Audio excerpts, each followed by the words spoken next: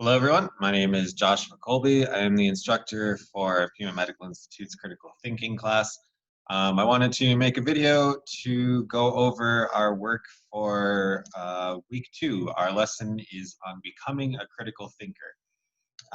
So what I want to do in this short video is quickly go through a presentation with you and kind of just set up some of the ideas that this week's lesson will be discussing and that our discussion for the week will be covering. So let me share the screen and hopefully go over this presentation with you guys. I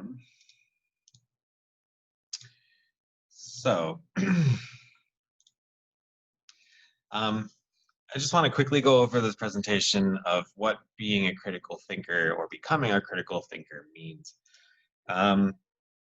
A critical thinker is one who is making a conscious decision and effort to analyze, reason, and react accordingly to the world. With the major words there being analyzing and reasoning. So more plainly, a critical thinker is one who questions everything through rational logic.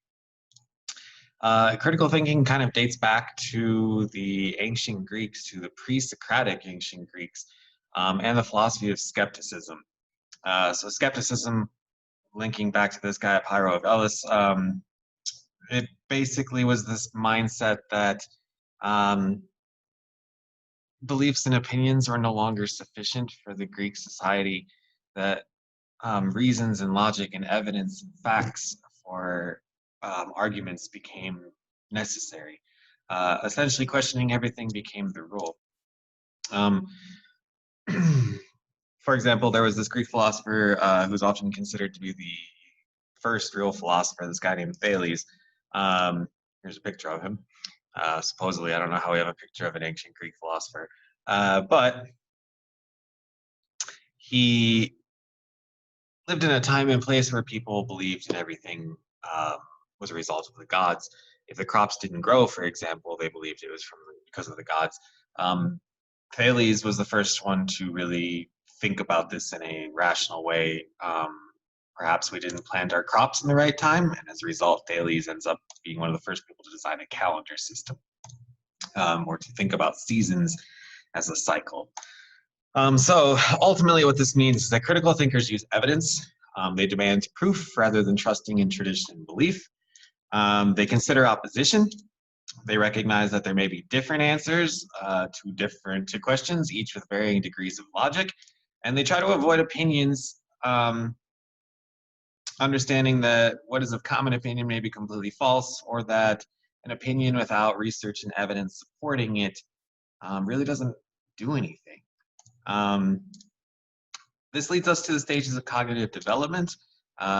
Stage 1 is a cognitive system of dualism, where everything is either right or wrong, A or B. Stage 2 is relativism, where there are no right or wrong answers. You'll kind of, I think we all sort of reach this, depending on whatever topic you want to think about, we all reach this idea at one time where our brain just kind of settles on like, oh, I guess there's just not a right decision, or it's too complex to come to a decision. And then stage 3 ultimately is commitment, when we have to make a decision and we have to base that decision on evidence and research. So critical thinking and skepticism allow this room for an individual to change your mind upon new information and evidence. And this is really the crux of critical thinking, in my personal opinion. It is the ability to change one's mind. Because of that, knowledge becomes a much more fluid concept. Ideas are always going to be tested. What we think we know, quote unquote, can be tested, questioned, and if necessary, replaced as more logical arguments become clear. And just out of, to prove this idea or to support this idea, think about all the things throughout history that we as a species thought were true, but no evidence convinced us otherwise. Stage 1 cognitive thinking, just real quickly to go into this a little bit more deeply. It's very easy to fall victim to this style of thinking, this sort of A or B, on or off kind of thinking. If I don't finish this homework, I'm going to fail this class. I get these comments from students all the time for an assignment that's worth less than 1% or 1% of the grade. Oh, if I don't get this done, I'm going to fail. Oh, Things like if my car breaks down, I won't be able to get to work. Maybe, but Uber, things like that, right? I'm not going to go through the whole presentation. I just wanted to give you kind of an overview of what we're thinking about this week. You can go through the remaining cognitive steps on your own. This correlates to what is in the textbook.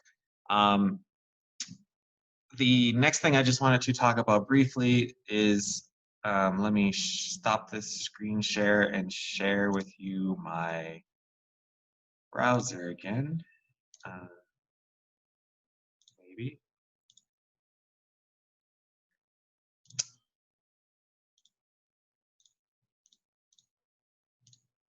Okay, this is the course Blackboard, and the announcement for the week is shown here. Welcome to, week 2, Becoming a Critical Thinker. So our work for the week is another discussion. It's the obedience discussion. Like all of our discussions, it runs from Wednesday through Sunday, and first posts need to be in by Friday of the week. As well, you should make at least 1 or 2, preferably 2 or more posts, replies to your classmates in order to earn full credit. Just be engaged in the discussion and you'll be good. The obedience discussion is an interesting one. It's about the Milgram study. If you read through the textbook, you'll see some references to the Milgram study as well. I believe there's a section discussing it. The Milgram study was a psychological experiment testing how much people are willing to transfer responsibility to authority figures, or how much people's own ideas, own concepts of morality, own critical thinking can be overwhelmed by the presence of an authority figure. It's an interesting experiment, so watch the videos, participate in the discussion this week, and if you have any questions, just let me know, and I would be more than happy to help you. I hope this helps. I'll try to make these videos, if not every week, every couple of weeks, to check in with you guys, especially if we are going over more complex subject matter. Have a great week.